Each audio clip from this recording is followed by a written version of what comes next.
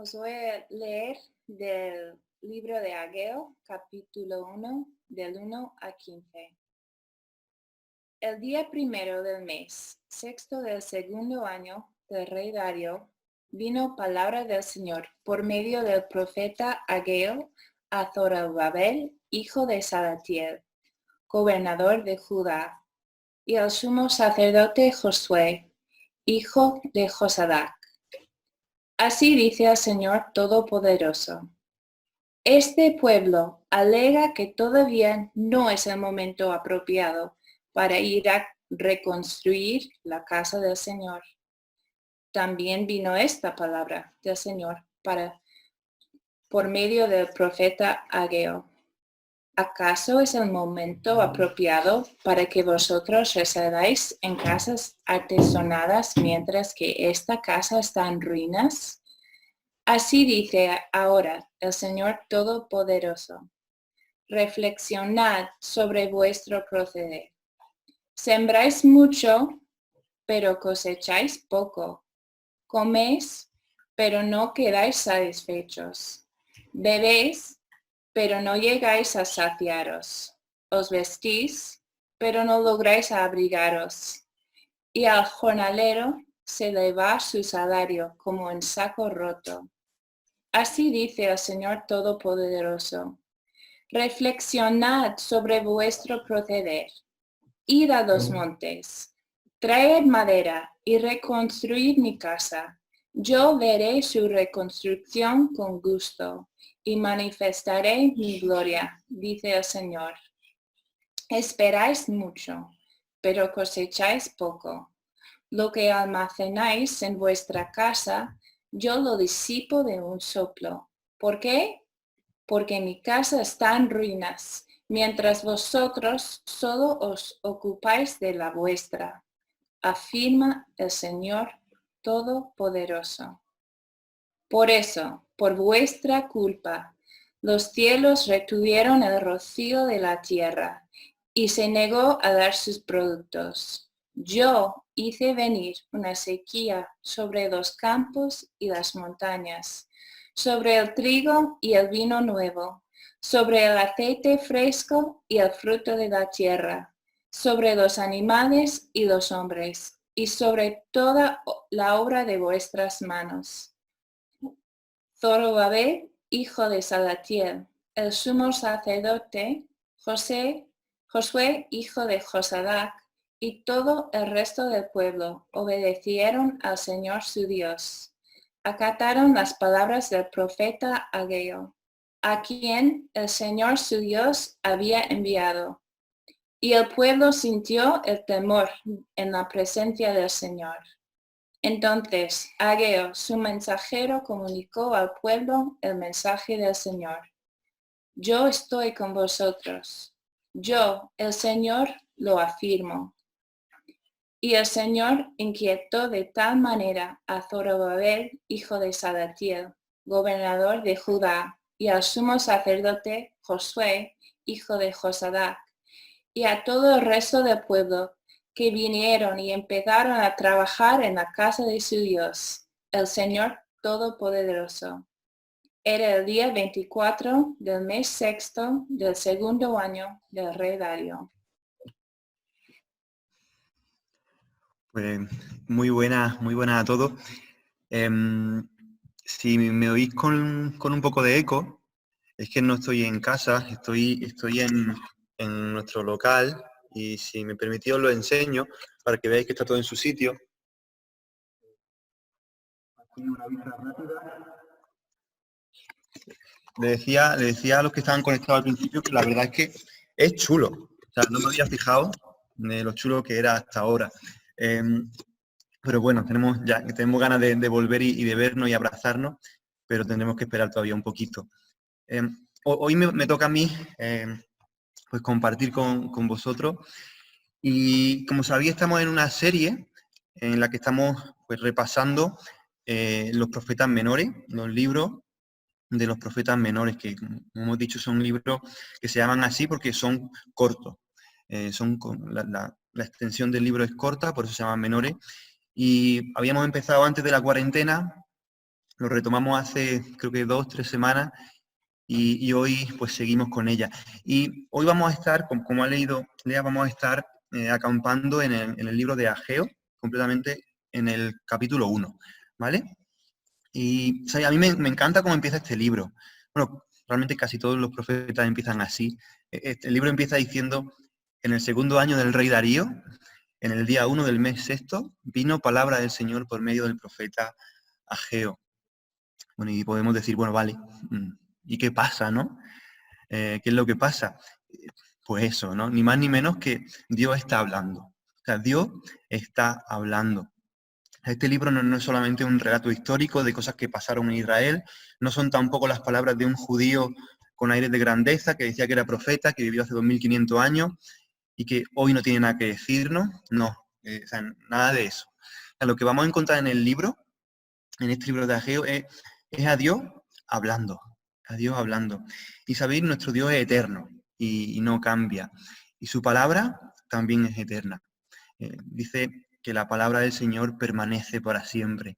Y la palabra de Dios tiene esa cosa maravillosa de hablar con claridad y con contundencia al pueblo de Dios en los días de Ageo, pero 25 siglos más tarde nos sigue hablando a nosotros, a mí, a ti, con la misma fuerza, con la misma claridad y con la misma contundencia.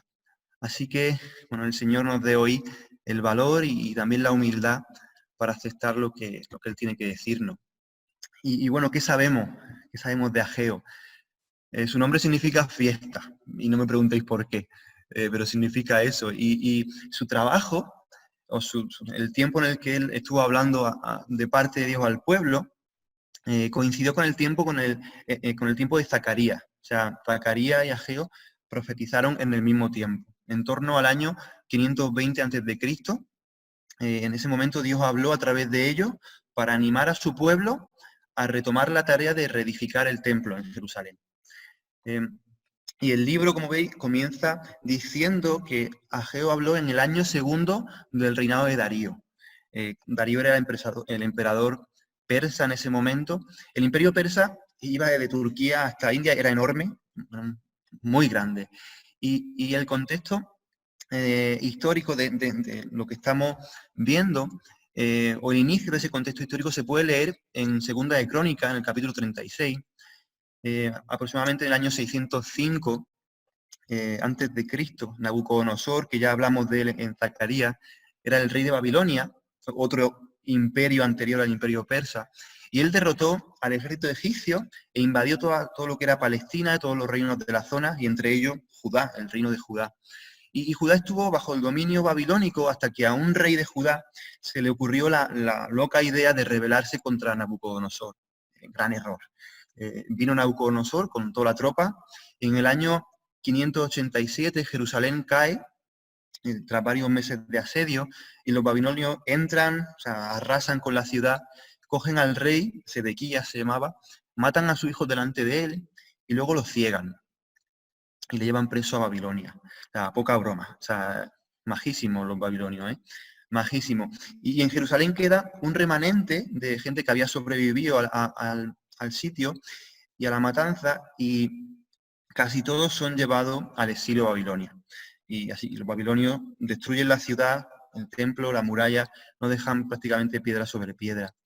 Pero pasan los años y el rey Ciro el persa, que era un gran militar y un gran político, derrota a los imperios de la zona y de la época, incluido el imperio babilónico.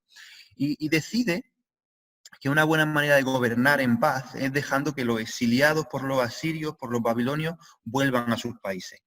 Y entre ellos, por decreto específico del emperador, que decía que Dios le había guiado a tomar esa decisión, invita a los judíos exiliados de Babilonia a volver a Jerusalén e incluso a reconstruir el templo después de 70 años en cautiverio. Así que un grupo, cuando estudiamos Zacarías vimos que era el grupo de los mejores, de los que querían volver, vuelve a Jerusalén. Y bueno, reconstruyen el altar y empiezan también a reconstruir la casa de Dios, el templo, pero la oposición de los árabes, la oposición de los samaritanos, de los pueblos que estaban alrededor, hace que tengan que parar la obra y durante años la cosa se queda así. Y ese es el momento en el que Ageo y Zacarías entran en la historia.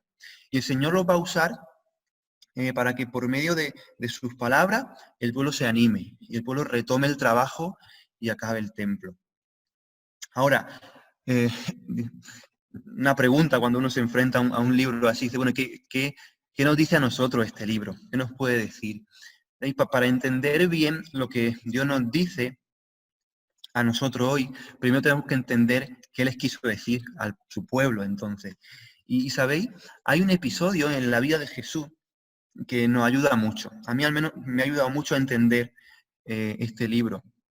Los evangelios nos hablan de la reacción de Jesús al ver el templo convertido en un mercado. Y es muy impactante, ¿no? Esa imagen de Jesús tirando las mesas, tirando pues todo lo que había por allí, ¿no? Y diciendo, o sea, mi casa será llamada casa de oración para todas las naciones, y vosotros la habéis convertido en cueva de ladrones. Muy interesante, ahí Jesús está citando, cuando dice, mi casa será llamada casa de oración para todas las naciones, está citando Isaías 56, y que es un texto en el que Dios, de alguna forma, abre las puertas de su pueblo a extranjeros, a desterrados, a los eunucos, a todo el mundo. Y la pregunta aquí es, volviendo al reino de Judá, ¿por qué era tan importante que reconstruyeran el templo? O sea, Jesús llama al templo casa de oración para todas las naciones. O sea, el templo era el lugar en el que Dios estaba de una forma especial y donde cualquiera se podía encontrar con él. O sea, el templo era un lugar, era el símbolo de la tarea que Dios le había encomendado a su pueblo. O sea, ser luz entre las naciones. O sea, un pueblo o sea, y un lugar al que todas las personas, todas las naciones de la tierra pudieran ir y encontrarse con su Dios, con el Dios vivo, con el Dios verdadero. Y entonces el mensaje de Ageo es, mira, no estáis centrados en lo que debería de estar centrado. O sea, habéis perdido el sentido de la misión para la que existís. O sea, no estáis aquí simplemente para edificar vuestras casas. No estáis aquí para retomar vuestras vidas. No estáis aquí simplemente para criar hijos. Vosotros sois un pueblo con una misión. ¿Y cuál es la misión? La misma que hizo que un día Dios escogiera a Abraham, la misma que hizo que un día Dios enviara a Jesús, a su Hijo, o sea, la misión de combatir el mal en la tierra y dar a conocer a todas las naciones al Dios vivo y verdadero, para que puedan reconectarse con Él. Y sabéis, creo que este es uno de los grandes peligros que ha tenido el pueblo de Dios a lo largo de la historia y que también tenemos nosotros como cristianos. O sea, podemos perder el sentido de la misión para la que estamos aquí. Somos parte de un pueblo con una misión eterna. O sea, la misión no es algo secundario en la Biblia, es central. Y si hay una historia que sostiene el relato de la Biblia, es la historia de un Dios misionero que quiere salvar al ser humano y a este mundo. Y la historia de mi vida, la historia de tu vida, como cristiano, es encajar en la gran historia de lo que Dios está haciendo para acabar con el mal y rescatar al ser humano. Y la gran historia de tu vida, si no eres cristiano, es conectarte con ese Dios y ser parte también de esa misión. Cómo arreglar lo que el ser humano rompió, lo que nuestro orgullo, nuestro pecado, podríamos decir, rompió. Ahora, ¿qué vino a hacer Jesús a la tierra? ¿Sabéis? Jesús es el misionero de Dios y él vino para destruir lo que estaba roto. Para eso vino Jesús, para hacer nuevas todas las cosas. A todo lo que el pecado echó a perder, todo, en toda la área. Y ahora Jesús nos dice, mira, como el Padre me envió a mí, yo os envío. A lo mismo. Esa es nuestra misión. O sea, yo estoy aquí, tú estás aquí para destruir el mal en este mundo, para pelear contra el mal y para que el reino de Dios avance, para que más gente conozca que Jesús es el Señor y lo reconozca. Ningún creyente está aquí solo para sacarse una carrera si eres estudiante o para trabajar y ganar dinero si ya estás trabajando. No estamos aquí solo para criar hijos y ver cómo crecen, que ganas de que crezcan, ¿verdad? Algunos. al menos nosotros, aunque estamos disfrutando al rato, hay algo más profundo, hay algo mucho más profundo que todo eso. Estás aquí, estás donde Dios te ha puesto, porque Dios arregló todo en tu vida para que fueras el misionero de Dios en ese lugar. Como el Padre envió al Hijo, ahora el Padre nos envía a ti y a mí, pues, a la panadería, a tu trabajo, a tu clase. Entender esto es clave para el resto de nuestra vida. Entender que somos misioneros de Dios lo cambia todo. Así que tenemos que ponernos en perspectiva. Y eso es lo que el pueblo de Judá había olvidado. Eso es lo que nosotros también muchas veces olvidamos. Y después de este paréntesis, un poco para ponernos en contexto y poder leer el libro también en esa clave, y después de entender por qué Jesús no podía pasar de largo por el templo y quedarse tranquilo, o sea, mi casa será llamada casa de oración para todas las naciones. Y en ese momento, volviendo a Ageo, Ageo va a hablar de la responsabilidad que tenemos de edificar la casa de Dios. Pero nos va a hablar también, y lo vamos a ver ahora, de la renovación espiritual que siempre es imprescindible para que podamos realizar esa tarea, para que podamos ser parte de la misión. O sea, hemos leído que el Señor inquietó, si lo tenéis, lo podéis ver, el Señor inquietó a Zorobabel, a Josué y a todo el pueblo. En la versión Reina Valera, me gusta la palabra que usa, dice despertó. El Señor despertó el espíritu de Zorobabel, que era el gobernador, el espíritu de Josué, que era el sumo sacerdote, y el espíritu de todo el pueblo. O sea, Dios despertó a su pueblo. Y tengo la convicción, podría decir, de que Dios tiene también que despertarnos hoy. Dios quiere también despertar a su pueblo hoy. Dios nos quiere inquietar, Dios nos quiere despertar, y creo que necesitamos que Dios nos inquiete y que nos despierte también. Pablo escribiendo a los romanos en el capítulo 13, él escribe, ya es hora de despertarnos del sueño, porque ahora la salvación está más cerca de nosotros que cuando creímos. La noche está muy avanzada, el día está cerca, por tanto desechemos las obras de las tinieblas y vistámonos con las armas de la luz. Tenemos que despertar. Tenemos que despertar. Ageo nos habla de nuestra responsabilidad de edificar la casa de Dios, pero nos habla también de la renovación espiritual, ese despertar que el pueblo de Dios necesita hoy para realizar la misión que Dios nos ha encomendado. Así que podemos resumir, creo, el mensaje de Dios a su pueblo a través de Ageo en este capítulo 1 con un par de frases. Yo diría que del capítulo 2 del versículo 2 al versículo 11, Ageo nos está diciendo, o Dios a través de Ageo nos está diciendo a su pueblo y a nosotros: tenéis que revisar vuestras prioridades, tenéis que reflexionar en vuestras prioridades. Y del 12 al 15, tenéis que renovar vuestra espiritualidad, tenéis que despertar. En primer lugar, como hemos dicho, le dice, tenéis que parar a reflexionar y revisar vuestra situación, revisar vuestras prioridades, las ambiciones que definen vuestra vida. El versículo 2 dice, así dice el Señor, este pueblo dice que no es tiempo de reedificar la casa. O sea, el pueblo de Judá se había olvidado de lo importante que era reconstruir el templo. O sea, ya no lo veían necesario. De hecho, ya se estaban celebrando los sacrificios en el altar y parece que con eso tenían suficiente. Además, los enemigos no se lo iban a poner fácil. Así que no les provoquemos, dejemos las cosas como están y no hagamos nada, podrían decir, ¿no? Pero el tiempo iba pasando. Me imagino alguno diría, bueno, algún día retomaremos la obra. Pero parece que el momento nunca llegaba, ¿no? Y la casa de Dios seguía en ruina. La casa de Dios seguía en ruina. Y el Señor les dice, mira, no estáis centrados en lo que deberíais.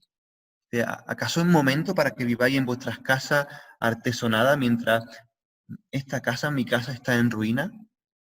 Cuando dice casa artesonada, no podemos entender que eran casas que estaban acabadas, que ya le habían puesto los últimos detalles, ¿no? ¿Dónde están vuestras prioridades? Dice, ¿dónde están vuestras ambiciones, vuestros sueños? ¿Dónde está vuestro corazón?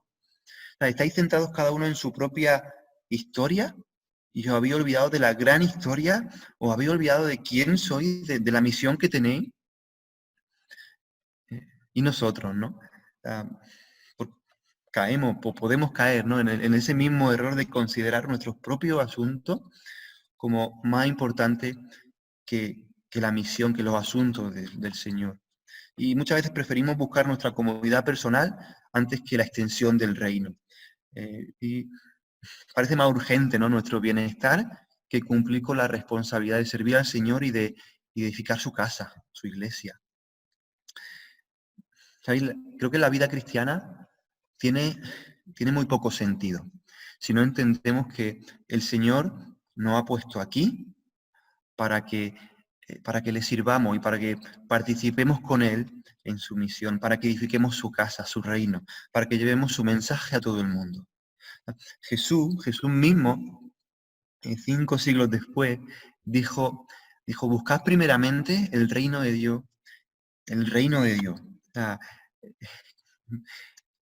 sea, buscad que el reino crezca, que más personas reconozcan a Jesús como rey, que en más áreas de este mundo se reconozca a Jesús como rey. Esa es la misión. Y buscad también su justicia y todo lo demás será añadido, dice Jesús. Necesitamos tener nuestras prioridades claras y en línea con lo que somos, el pueblo de Dios. Ageo nos invita a reflexionar. 2 veces, en el versículo 5 y luego en el 7, nos invita a reflexionar. Y es el Señor hablando, invitándonos a reflexionar. Parad por un momento, bajaos del tren. ¿Sabéis? Creo que muchas veces la reflexión, el pararnos a pensar, pararnos a orar, pararnos para estar delante del Señor, para buscarle, para estar con Él en silencio, para escucharle, pues casi no existe. Al menos en mi vida personal, ¿verdad? No sé en la tuya, pero en la mía deja mucho que desear. Y Dios nos está diciendo reflexionar. Y quizá nos está diciendo también a nosotros, o sea, parado a pensar, ¿cuáles son vuestras prioridades? ¿Para qué vivir? Y creo que no nos podemos escaquear. El Señor nos está diciendo a nosotros también, revisad vuestras prioridades, revisad vuestras ambiciones, vuestras metas, la dirección de vuestras vidas, vuestras relaciones. Parado a pensar. Pero Ageo le invita también a reconocer que su estilo de vida solo les produce insatisfacción y frustración. O sea, la marca de su estilo de vida es la esterilidad. Dice en el versículo 6 y en el 9, dice, sembráis mucho, pero recogéis poco. Coméis, pero no quedáis satisfechos. Bebéis, pero no llegáis a saciaros. Y al jornalero se le va su salario como en saco roto. O sea, esperáis mucho, pero cosecháis poco. Y lo que almacenáis en vuestra casa, yo lo disipo de un soplo. O sea, tenemos que reconocer que llamarnos cristianos, seguidores de Jesús, pero vivir vidas centradas en nuestras ambiciones personales y no dejar que nuestra vida de alguna forma engrane en la gran ambición de Dios, en su misión de rescatar al ser humano, de acabar con el mal. O sea, vivir desconectado de esa misión es frustrante y no satisface y es estéril. Si no eres cristiano, por supuesto, estar desconectado de Dios no satisface, pero si eres cristiano y estás desconectado de su misión, la vida cristiana es frustrante y es estéril. Y Ageo también le está animando en el versículo 8 a tomar otro rumbo. Dice, mirad, subid al monte, traed madera y reconstruid mi casa. Y yo veré su reconstrucción con gusto y manifestaré mi gloria. O sea, no quedéis solamente en la reflexión. Moveos, no tomad, haced cambio. O sea, estáis a tiempo de cambiar las cosas, cambiar vuestra actitud, vuestras prioridades. Y nosotros estamos a tiempo también para poner a Dios y su misión en primer lugar. O sea, edificar la casa del Señor para que su nombre sea famoso. O sea, no edificar mi casa para que mi nombre sea famoso. Y que las naciones puedan conocerle. Esa es la misión del pueblo, es también nuestra misión. Casa de oración para todas las naciones. Eso somos como familia, como iglesia, luz a las naciones, sal de la tierra. Y creo que estas tres invitaciones a pararnos y reflexionar, a reconocer la esterilidad espiritual que tantas veces nos marca y a reedificar la casa de Dios, su reino, su iglesia, son muy pertinentes para nosotros hoy. Y creo que Dios nos habla a través de Ageo y nos dice, mira, como individuos, pero como iglesia, como familia, necesitamos reflexionar, necesitamos reconocer que hay mucha esterilidad en nuestras vidas. Y necesitamos hacer cambios, tenemos que renovar nuestras prioridades, nuestras motivaciones. Cueste lo que cueste, tenemos que ponerle a Él, a Dios y a su misión en primer lugar. Así que la primera idea o la primera exhortación de Ageo es que revisemos, que reflexionemos en nuestras prioridades. ¿Nos interesan más nuestras casas artesonadas o nos interesa más edificar la casa de Dios? Quiero que mi reino crezca y avance o quiero que su reino avance. Esa es la primera idea y lo primero que nos tenemos que plantear. Ahora, la segunda, tenéis que renovar vuestra espiritualidad, vuestro compromiso con Dios. Si veis que vuestras ambiciones están desenfocadas, si os dais cuenta de que necesitáis cambiar, pues es el momento de renovar vuestro compromiso. Es interesante, muy interesante ver en qué circunstancias se da el segundo mensaje de Dios. Los versículos 12 al 15. Si lo veis ahí, Zorobabel, Josué y todo el pueblo, en primer lugar, lo que hacen es obedecer al Señor. Y ellos nos dijeron, mira, Ageo, tío, estás chalado, vete a tu casa, déjanos en paz, déjanos seguir con nuestra vida. No dicen eso, ¿verdad? Dice que obedecieron las palabras de Ageo, a quien el Señor había enviado. Una respuesta de obediencia, no una respuesta de indiferencia. O sea, hay un texto en Santiago que nos habla de un hombre que se mira en un espejo, pero luego se olvida de lo mucho que necesitaba lavarse la cara. Pero ellos no hacen eso. Ellos escuchan, se ven en la descripción que hace Ageo, reflexionan y obedecen. Y algo muy interesante que nos da claves para entender pues, muchos libros del Antiguo Testamento es ver en qué parte del Nuevo Testamento son citados. Si lo citó Jesús, o si lo citó Pablo, o Pedro, porque podemos leer el libro desde su perspectiva. Y el libro de Ageo solo es citado una vez en el Nuevo Testamento, y es en el libro de Hebreo, y en el capítulo 12, versículo 26. Y es una parte en la que el autor de Hebreo nos está diciendo, cuidado con rechazar a Dios cuando nos habla. Cuidado con rechazar a Dios cuando nos habla. Y luego continúa diciendo, o sea, seamos agradecidos e inspirados por esa gratitud, adoremos a Dios como a Él le agrada con temor reverente, porque nuestro Dios es fuego consumidor. Y ahí el autor no lo dice, pero podríamos decir que con el fuego no se juega. O sea, el temor, nos dice, está alimentado por el agradecimiento, pero la vida cristiana no es un juego, es algo muy serio. Y ahí vemos que el pueblo se lo tomó en serio, reconoció a Dios a través de Ageo, era Dios hablándole, no era un loco, y obedeció. Una reacción de temor, de reverencia. Y esto es increíble ahora, porque como respuesta a la reacción del pueblo, ahora tenemos la promesa preciosa del Señor en el versículo 13. Dice, yo estoy con vosotros. Yo estoy con vosotros. ¿Y cuántas veces el Señor nos tiene que recordar? Yo estoy con vosotros. Me encanta esa idea, ¿no? Y yo estoy a vuestro lado, yo estoy con vosotros. Nos recuerda, ¿no? El texto en Mateo 28, el texto de la misión, el texto en el que Jesús envía a sus discípulos a la misión y les dice, toda autoridad me es dada en el cielo y en la tierra, por tanto, id, haced discípulos a todas las naciones, bautizándoles en el nombre del Padre, del Hijo y del Espíritu Santo, y enseñándoles que guarden todo lo que os he mandado. Y aquí yo estoy con vosotros todos los días hasta el fin del mundo.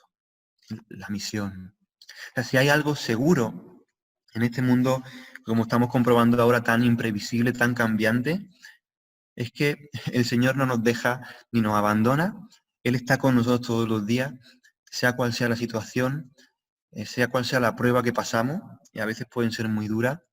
En medio de la misión a la que nos envía, yo estoy con vosotros, dice Dios, y luego dice Jesús. O sea, la respuesta del pueblo, obediencia, temor, la promesa del Señor, yo estoy con vosotros. Y ahora Dios toma la iniciativa. Y ahora Dios toma la iniciativa para inquietar a su pueblo, para despertar el espíritu de su pueblo, para despertar el espíritu de Zorobabel, de Josué y de todo el pueblo y comenzar la obra. O sea, la respuesta del pueblo, obediencia, temor, la promesa de Dios, yo estoy con vosotros, y el resultado, un despertar. O sea, Dios trae un despertar, Dios revive a su pueblo. El pueblo de Dios se pone en marcha con el deseo de glorificar a Dios y de darle a conocer entre las naciones. Ese era el propósito del templo, ¿no? Que fuera casa de oración para todas las naciones, donde todas las naciones del mundo pudieran venir y conocer a su Dios, al Dios vivo. Ese es el mismo propósito para su pueblo hoy. Luz en el mundo, sal de la tierra, una ciudad en una montaña que no se puede esconder, para que todo el que quiera pueda escuchar las buenas noticias y encontrarse con su Creador, encontrar el perdón, la esperanza, la libertad, el amor y la sanidad que Dios ofrece. Y creo que en un momento como el actual, en el que personalmente, como familias, como iglesia, pues podemos decir, vamos a ocuparnos de sobrevivir. Solamente puede ser muy fácil olvidar qué quiere hacer Dios con nosotros hoy, qué quiere hacer Dios con nosotros ahora. Y creo que Dios nos envía a traer esperanza. Quizá la generación con menos esperanza que ha vivido, al menos en este país, creo que nunca antes había habido una gente con tan poca esperanza como vivimos ahora en España. La gente tenía algún tipo de esperanza, pero hoy no tienen ninguna esperanza. Y nosotros, tú y yo, somos la reserva de esperanza para esta sociedad. Nadie más la tiene, o sea, solo nosotros. Y tenemos la responsabilidad de transmitir esperanza. Y nosotros no hacemos bajar fuego del cielo, no hacemos... Dios no nos llama a eso, esa no es nuestra misión. Dios nos ha dado el llamado de traer esperanza a una generación sin esperanza. El Padre envió al Hijo como misionero al mundo y ahora nos envía a nosotros. Y son envíos similares, porque nos envía de la misma forma. Tenemos los mismos recursos, el mismo poder de Dios. Él está con nosotros. Así que usémoslo. La misma autoridad de Dios, úsala, usémosla.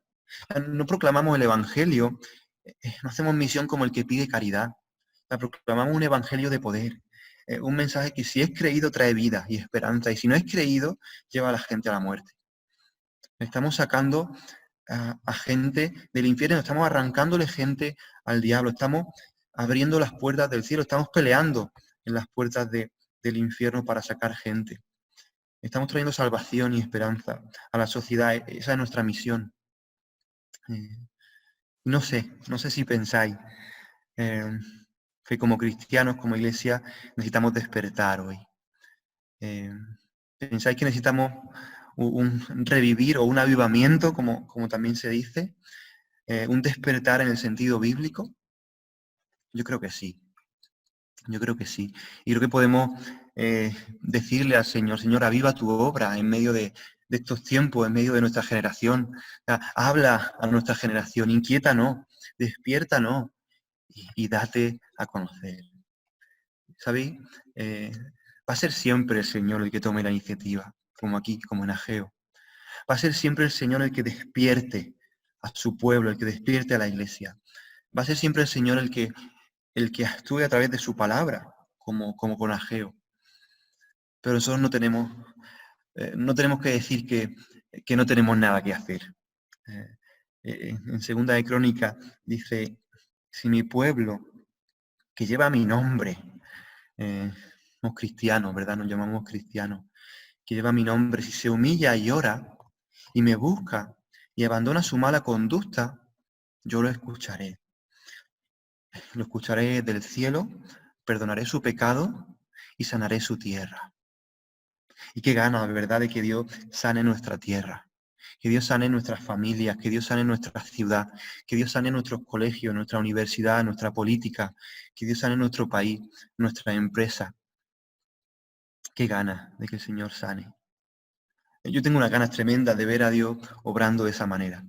Y nos toca a nosotros reflexionar, humillarnos, orar, buscar al Señor y si hace falta, cambiar nuestras ambiciones por las suyas. Para que el Señor escuche, perdone y sane.